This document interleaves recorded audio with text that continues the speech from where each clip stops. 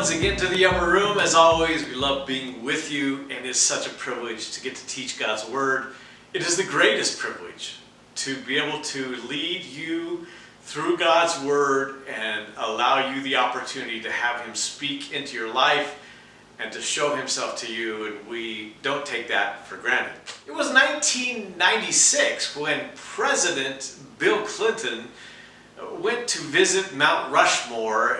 It was at least a photo op anyway, and as you may have guessed, the major networks covered his visit to Mount Rushmore, and this is what ABC News said. They called it a place where American ingenuity and American creativity came together and formed an amazing American accomplishment. Fast forward now to the year 2009. President Barack Obama made the same visit to the same location, to Mount Rushmore. CNN called that visit there and that location a majestic sight, and every president should visit. Fast forward again, if you would, with me to 2016 when presidential candidate Bernie Sanders, now if you're keeping track of initials, we've gone from BC to BO to now BS. It's just a coincidence, I'm sure, but he visited Mount Rushmore as well. And CNN reported Bernie Sanders' visit, and Bernie Sanders said that he was humbled to be in the presence of four of the greatest American presidents, and CNN described it as an awe-inspiring scene. Now let's fast forward one more time to the year 2020, and 2020 is known for a lot of other things, but you probably forgot that it was during that year when President Trump would be running for a second term, and he apparently, or his staff apparently, thought it would be a good idea to visit Mount Rushmore, as these former important people had done as well over the years. However, CNN described this location this time as a celebration of white supremacy, and that Trump would stand before two former slave owners on land wrestled away from Native Americans.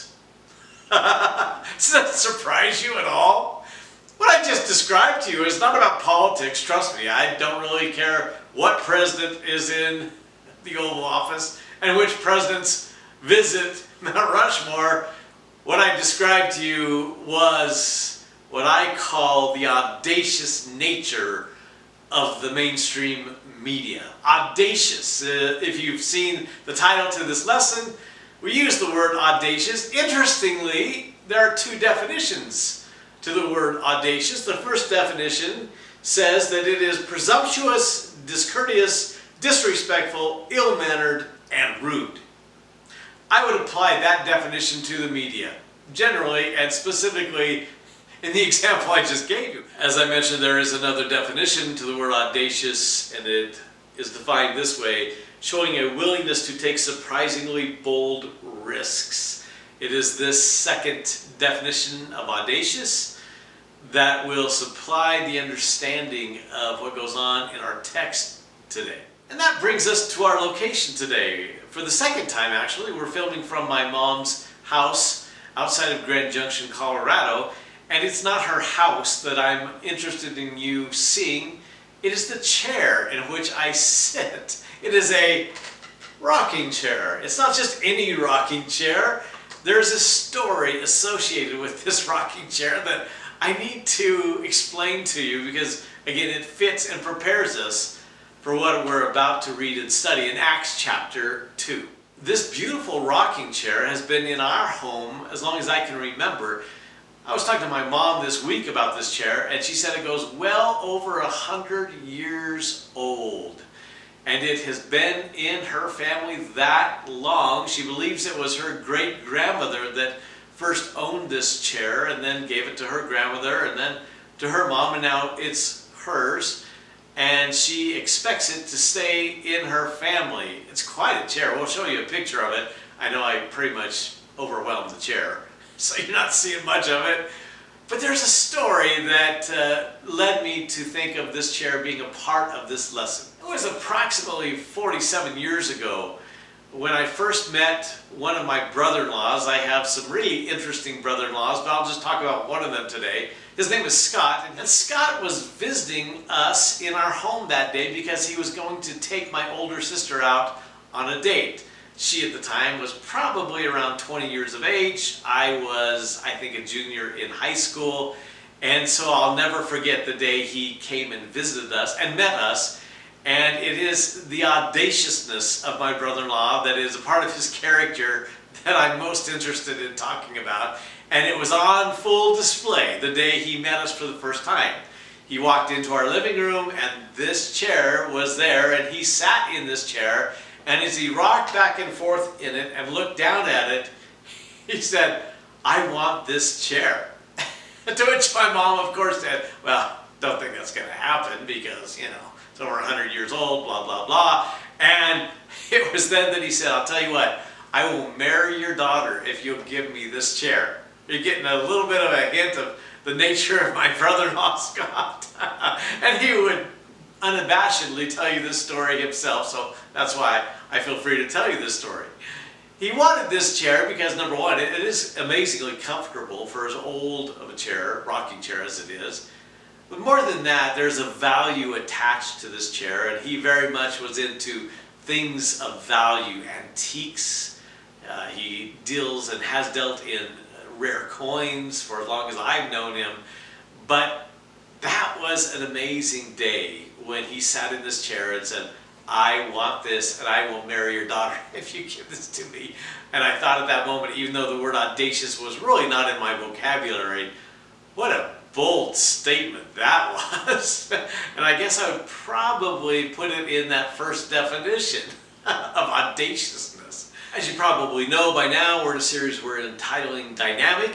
It is about the work and activity of the Spirit of God in the book of Acts. And it is not that it's dynamic because of who is teaching it and where we teach from. It is dynamic because of that activity that's evident of the Spirit of God throughout the book, and that will be the focus as it has been.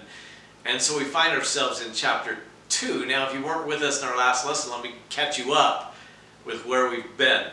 The 120 followers of Jesus were commanded by Jesus to go back to Jerusalem from the Mount of Olives, from which he ascended, and to wait. They waited for 10 days, and then 10 days after entering that room, most likely the upper room where they had gathered, at least the disciples had gathered, in anticipation of that last Passover supper before Jesus was crucified, that something spectacular took place. Jesus had promised that he would send the Spirit after he left. It was on the day called Pentecost, which means 50th or 50 days after the Passover. And so it's been just 50 days since Jesus was crucified, 10 days since he ascended, and they wait there in the upper room. In obedience, by the way, we talked about that. And there are 120 of them. It must have been a large room, for sure. And they waited, and it was on this day, a day of festivals that was one of the 3 most important festivals of the year for the Jewish people. So important that pilgrims had come from all over the region, the Mediterranean region, pilgrims who were Jewish and people who had converted to Judaism. In fact, hundreds of thousands had come from the areas surrounding the Mediterranean Sea and were there when the Spirit of God came. We told you that it was the day of first, the most important first in the history of the world. The first time the Spirit of God was unleashed on humanity, on earth, and the first day of the Church of Jesus Christ, as it was born on that day, and actually simultaneously pretty much. We talked about the sights and the sounds that were there. The sound of the rushing wind like a tornado or hurricane. And then we talked about the sights of the tongues of fire that rested upon the heads of the disciples on that day. It wasn't just sights and sounds, however. It was also a supernatural event, a supernatural moment. We talked about it being a paranormal event because what happened next could not be explained by science or natural causes.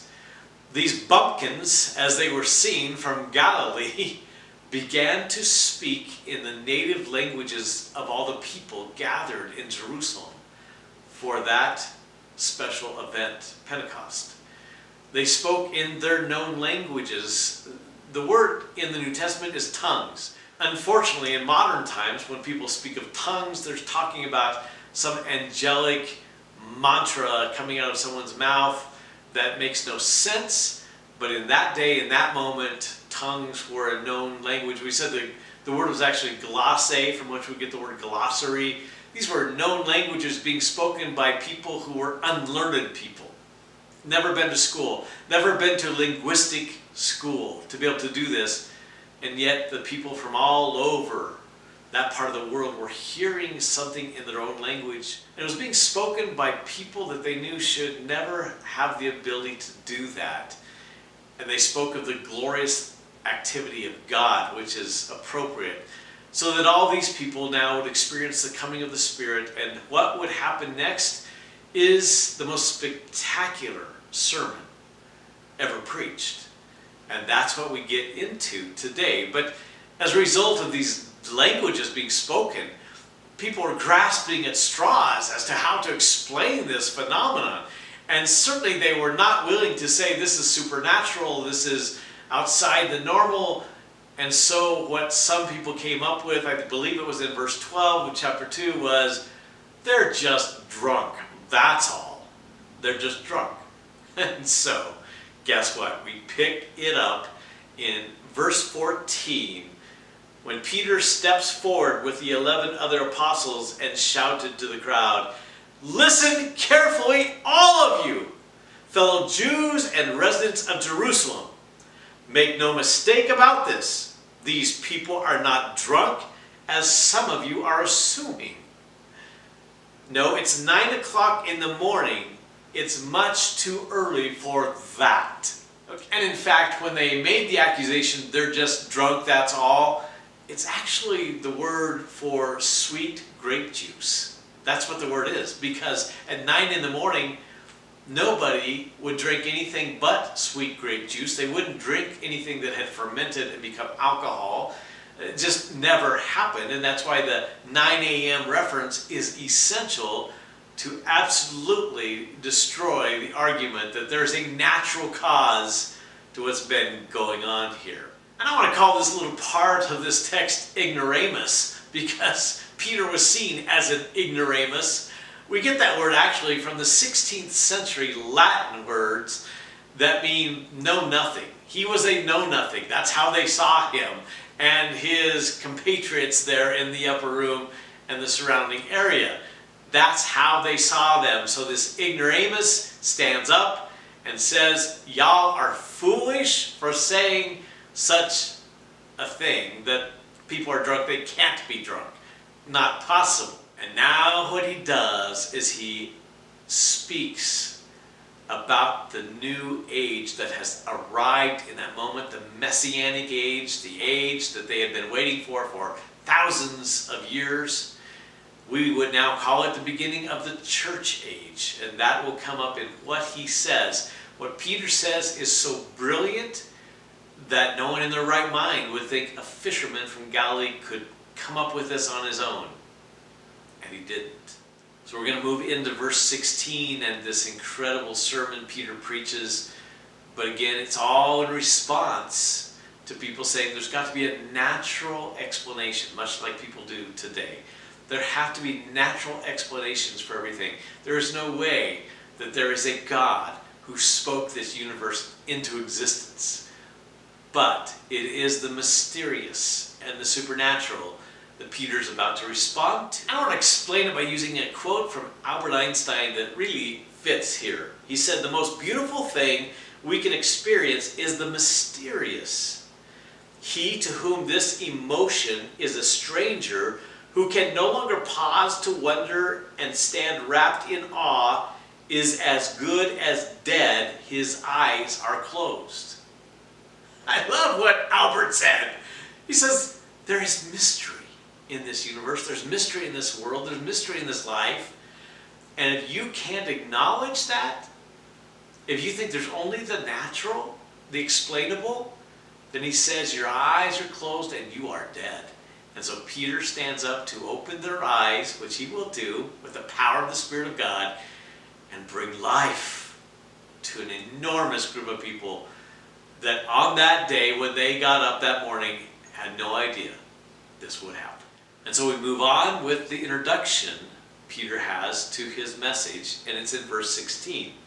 No, what you see was predicted long ago by the prophet Joel. He's referring to what we now see as Joel chapter 2, verses 28 and 29. And so now he quotes the prophet Joel, and he begins by saying, in the last days, God says. Now that term, the last days, is really important. We got to mention it because he's saying the last days begin now. The last days are the Messianic age, the church age. You and I are still in the last days. But what Peter is saying is that what Joel the prophet said would come and called it the last days had indeed arrived. And he begins with, in the last days, God says, I will pour out my Spirit upon all people. Now what comes next in this prophecy from the prophet Joel is really not easy to understand. There are experts that can't agree on the details of what's in this prophecy. And so we're not going to try to figure all that out today. We're not going to get into the weeds of this prophecy, but step back and look at it as a whole. And that is, it was a prophecy about the beginning of the last days. It was a prophecy about the moment when the Spirit of God would be poured out on mankind. So we're going to read through it, but again, we still live in the last days, and so many believe that some of what Joel says may actually still yet take place in the last days. So here we go. I will pour out my Spirit upon all people. That's a big deal, and I'm going to ask you a discussion question about that. Why is this a big deal? Your sons and daughters will prophesy. Your young men will see visions, and your old men will dream dreams. In those days I will pour out my Spirit, even on my servants, men and women alike, and they will prophesy. All men, all women, all people is what he's talking about. And I will cause wonders in the heavens above and signs on the earth below, blood and fire and clouds of smoke. The sun will become dark and the moon will turn blood red before that great and glorious day of the Lord arrives. Could that be final judgment at the end of last days? Possibly. Verse 21, but everyone who calls on the name of the Lord will be saved. So if we bounce back to verse 17, when God says, my Spirit will be poured out on all people, and then we go back to verse 21, everyone who calls upon the name of the Lord will be saved. Discussion question, what is so important, do you believe, about what we just read in the beginning of Peter's sermon referring to the prophet Joel? What's the big deal?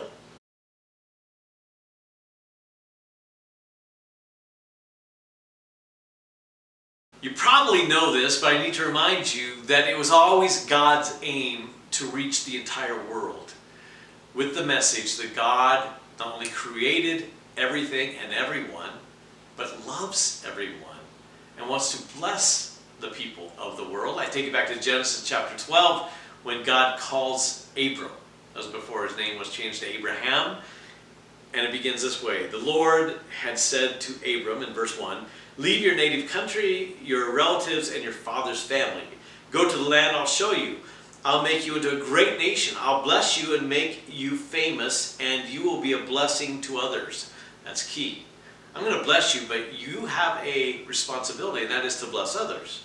He'll go even further. Verse 3, I will bless those who bless you and curse those who treat you with contempt. In other words, I got your back. I've got your six. Now watch how this section of Scripture ends at the back part of verse 3. All the families on earth will be blessed through you. There it is. This is the goal. I'm calling you Abraham, and I will choose a people from you. But the ultimate goal is that all the people of the world will be blessed through this calling I have on your life. It is about all the people. And now we hear from the prophet Joel, the Spirit of God will be poured out on all people, and all people can call upon the name of the Lord and be saved. Why is this a big deal? Because the Israelites, over the years, had forgotten that part of the promise. They remembered we're special, but they forgot, oh, we're supposed to be a blessing to the world as well. How could they possibly make it all about them? You know how easy that is, right? We live in the church age. We live in the age that looks back to the coming of Jesus and the coming of the Spirit, and we still make it all about us. It's not all about us. It's much bigger. And it was that way when he began the conversation with Abram, and when he spoke through Joel, and again today, we need to remember, this is about something much bigger than me. And we will get into the rest of the book of Acts, where we'll find in chapter 8 that indeed this message, this great news about the Messiah coming, reaches the Samaritans. The Jews hated the Samaritans, but it reaches the Samaritans because that was God's plan. They are part of the whole earth. And so it reaches them in chapter 8, and in chapter 10, it reaches the Gentiles. Well, you could actually separate the entire world into Jews and Gentiles. And it reaches those despised Gentiles in chapter 10. Guess what's happening? What Joel promised is happening. The Spirit has been poured out for all people, and all people of the world can call upon the name of the Lord and be saved. God is always right. God's plan and prediction always comes about. Now, as he continues into this message, Peter has this audacious approach. And it's the good audacious approach. Another way to describe audacious is bold, daring, fearless, brave, courageous, valiant, heroic, plucky, a daredevil. He will seem like a daredevil now, all right? And again, it's not the old Peter. We'll talk more about that. Here comes the indictment, okay? That was the introduction. I'm taking you back to the prophet Joel. You may have forgotten. This was the prophecy. It has happened now. Now comes the indictment in verse 22. He's still standing before this throng of people, and he says, people of Israel, listen. God publicly endorsed Jesus the Nazarene by doing powerful miracles, wonders, and signs through him, as you well know. I love that phrase. This was not done in the corner, in the closet, in the dark. You all know about this. But God knew what would happen, and his prearranged plan was carried out when Jesus was betrayed. With the help of lawless Gentiles, you nailed him to a cross and killed him. That's the indictment. How brave, how bold of Peter to say, you did this. You got some help from the Gentiles, but you did this. That's the bad news. Verse 24, the good news. He goes on. I don't know how long he paused between verse 23 and 24, between that sentence and the next sentence, but he goes on and he says, but God released him from the horrors of death and raised him back to life, for death could not keep him in its grip. There it is. The good news. The news of the kingdom has come in this moment. I want to go back to the phrase he used. God publicly endorsed this Jesus of Nazareth. God was behind this, and he then gives 8 examples quickly. Miracles, wonders, signs. That word signs is interesting. It's an attention grabber, a signifier to validate who this is. Those miracles and wonders became signs to anyone who heard or saw these, that he had to be from God. He goes on and says it was all done in the open, and it was part of a prearranged plan that God had.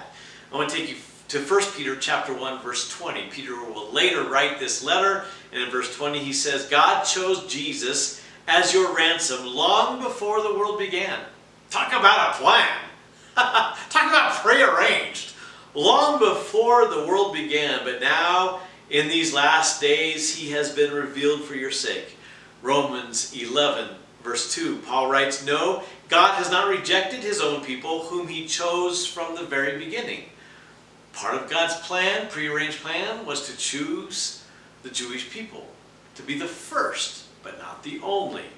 And in Acts chapter 3, verse 17, Peter is preaching again, and he says, friends, I realize that what you and your leaders did to Jesus was done in ignorance, but God was fulfilling what all the prophets had foretold about the Messiah, that he must suffer these things. In addition to the signs and the wonders and the miracles and the prearranged plan, he talks about how he was betrayed and how he was murdered by y'all. It was murder for sure. And that he was raised back to life. Remember now that the part where Jesus would be betrayed and murdered was predicted by Jesus himself in Luke 22:21. But the hand of him who is going to betray me is with mine on the table. The Son of Man will go as it has been decreed, but woe to that man who betrays him. I wonder if you saw what Jesus just said, if you really saw it. A man will betray me. He is responsible for this, but God has planned it. It is the sovereignty of God meshing with the will of man, with the choice of mankind. That becomes essential, that we begin to understand both happen. It's not just one or the other. And so the eighth way in Peter's lesson here, his sermon, that God endorsed Jesus of Nazareth as the Messiah, comes in that he was raised back to life, and that is the good news. And it is the good news that is the theme of preaching throughout the entire New Testament. The theme of the gospel, and it's a repeated theme. Let me give you a couple examples. Again, later in Acts chapter 3, when Peter is preaching, he says in verse 14, "You disowned the holy and righteous one and asked that a murderer be released to you. You killed the author of life, the one who created all things," as John 1 taught us. "You killed the author of life, but God raised him from the dead. We are all witnesses of this." Isn't that amazing? We're just 50 days out, and he's saying, this is common knowledge. I'm just trying to help you connect the dots. So that's Peter in Acts 3. But Paul comes along a few years later, and we pick it up in Acts 13. He's preaching, and he says in verse 26, "Brothers, you sons of Abraham, and also you God-fearing Gentiles, this message of salvation has been sent to us. The people in Jerusalem and their leaders did not recognize Jesus as the one the prophets had spoken about. Instead, they condemned him, and in doing this, they fulfilled the prophet's words that are read every Sabbath. They found no legal reason to execute him, but they asked Pilate to have him killed anyway." And then he goes on, "When they had done all that the prophecies said about him, they took him down from the cross, placed him in a tomb. But God raised him from the dead." Just this repetition, it's the same story over and over again. That's really important. Now, there's an interesting thing here I want to point out. And that is, most of us get tired of repetition, right? There are many times when I say, "Oh, I need to teach this lesson, but it just seems like I've already taught this lesson." But it comes up again. The repetition is important, but I'm fully cognizant of the fact that you as human beings, we all as human beings say, "I've heard that. Tell me something new." The gospel is the same story over and over and over again. And if we get tired of it, it's our problem. It does not change. And in fact, we are so desiring to make changes to it that we have altered the gospel over the last 2,000 years. And we need not, and we must not. G.K. Chesterton puts it this way. It's a lengthy quote, but boy, it's beautiful. Here we go.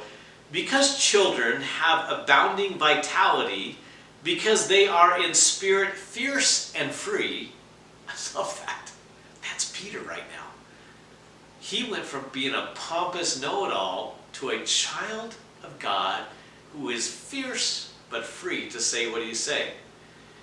"Therefore," Chesterton says, "they want things repeated and unchanged. They always say, 'Do it again.' And the grown-up person does it again until he's nearly dead. For grown-up people are not strong enough to exult in monotony. But perhaps God is strong enough to exult in monotony. It is possible that God says every morning, do it again to the sun, and every evening, do it again to the moon. It may not be automatic necessity that makes all daisies alike. It may be that God makes every daisy separately, but has never got tired of making them. It may be that he has the eternal appetite of infancy, for we have sinned and grown old, and our Father is younger than we. Is that beautiful? Do it again. Do it again. Can you picture God saying to the sun, do it again, come up again. To the moon, do it again. A daisy, another daisy, just keep doing it again. That monotony that we as adults get tired of, you know this. Children don't get tired of it. My grandkids don't get tired of being hurled onto the couch, or being socked in the gut. They don't ever seem to get tired of it. I get tired to the point where I have to say, okay, one more time, right? Because I've grown old. Is it possible that our Father in heaven is younger than we? The monotony of again and again and again, and yet that's the gospel throughout the entire New Testament. You killed him, but God raised him. You put him to death, but God raised him from the dead. Again and again. Whether it's Peter or it's Paul or anyone else in the New Testament, it's the same story. Why do we feel like we have to enhance it or alter it in order to entertain people? Now, Peter goes on. He has spoken of Joel the prophet. Now he goes back to King David the prophet in verse 25. King David said this about him, and now he quotes from Psalm 16, verse 8. This is 1,000 years earlier. King David said this, I see that the Lord is always with me. I will not be shaken, for he is right beside me. No wonder my heart is glad, and my tongue shouts his praises. My body rests in hope, for you will not leave my soul among the dead or allow your Holy One to rot in the grave. You have shown me the way of life, and you will fill me with the joy of your presence. Most people read that as though David was speaking of himself. But if you get into the details of what he just said, you come to realize he wasn't talking about himself. He was speaking as though God was speaking about his son, and his son was speaking through David, saying, you will not let me rot in the grave. You will never abandon me in death. And because we think that way when we read the words of David, Peter knew by the power of the Spirit that they thought that way, and so now he continues in verse 29. Dear brothers, think about this. You can be sure that the patriarch David was not referring to himself. For he died and was buried, and his tomb is still here among us. You can go find his tomb. He is dead. He was left in the grave. But he was a prophet, and he knew God had promised with an oath that one of David's own descendants would sit on his throne, the Messiah. David was looking into the future and speaking of the Messiah's resurrection. He was saying that God would not leave him among the dead or allow his body to rot in the grave. Discussion question. What do you make of this version of Peter? What's it about?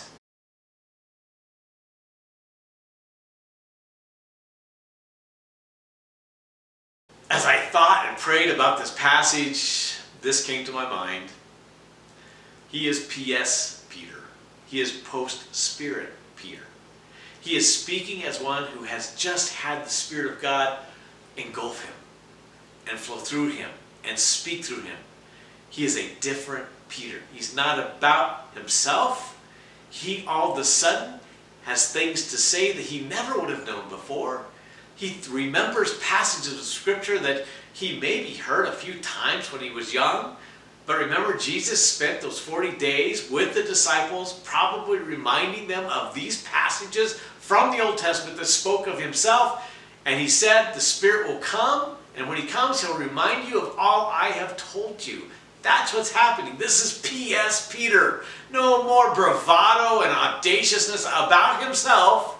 I'll die with you, Jesus. You can't go to Jerusalem. He's not that Peter anymore. He's post-Spirit Peter. He now is a different guy. I think that's what I get from that. That's why he has no problem indicting them as the murderers of Jesus, and yet finishing the story. But the good news is this: he's been raised from the dead, and this was predicted by King David 1,000 years ago. And now he finishes this unbelievable sermon. And again, make sure you understand, this is how the church is born. The Spirit comes and a sermon is preached. And it's about Jesus and what happened to him and who he is. I call this the indisputable. He is saying this is indisputable. You cannot even contradict a thing I say, beginning in verse 32. God raised Jesus from the dead, and we are all witnesses of this. Later in 1 Corinthians chapter 15, Paul will say that there were over 500 personal eyewitnesses that Jesus had been risen from the dead. He goes on. Now he, meaning Jesus, is exalted to the place of highest honor in heaven at God's right hand. Look what he's done. He's painted a picture of Jesus who was endorsed by God as the one who was betrayed, who was crucified, put to death, murdered, who rose from the dead, and who ascended on high. That is the full picture of Jesus. He goes on and says, and the Father, as he had promised, gave him the Holy Spirit to pour out upon us. The Father gives the Spirit to the Son. The Son gives the Spirit to us. That's how they work in tandem, as one. And so he says, and the Father, as he had promised, gave him the Spirit to pour out upon us, just as you see and hear today. Sights and sounds. You are seeing the evidence of the Spirit being poured out today. For David himself never ascended into heaven, yet he said, the Lord said to my Lord, one member of the Trinity speaking to the other member of the Trinity, sit in the place of honor at my right hand until I humble your enemies, making them a footstool under your feet. Psalm 110:1. David said, this is what will be said, and it is being said in this moment. Beautiful how Peter, this just bumbling idiot of a fisherman, now with the Spirit flowing through him, pieces this together, takes them from, y'all are drunk. No. And he tells the story beautifully, briefly, succinctly, and brings it all the way back to, this is what you just witnessed. It was the pouring out of the Spirit, not people drinking alcohol. Give me a break. And he finishes this way in verse 36. So let everyone in Israel know for certain that God has made this Jesus, whom you crucified, to be both Lord and Messiah. He is God, and he is the one sent by God. Know this for sure. You played a part, but it was only God's plan that allowed you to play that part. But this is the bottom line. This, he says, is the end of the story of the beginning of the next story. The new age, the new messianic age, the new church age. And so in incredible oratory fashion, this fisherman from the backwoods of Galilee draws this picture of the miracles and the wonders and the signs and the betrayal and the crucifixion and the risen Jesus, the ascended Jesus, and now, most importantly for them at this moment, the coming of the Spirit to indwell all who would put their trust in that Jesus. Isn't it an incredible message? And yet, it wasn't Peter. It was the Spirit of God flowing through Peter. I love how he says, and now with all certainty. This is not up for debate. There are no questions about this. This is for sure. At last count, I counted a couple times, I found in his brief message 8 times he referred to God as originating this whole plan. And God raised him. And God had this plan. And 8 times.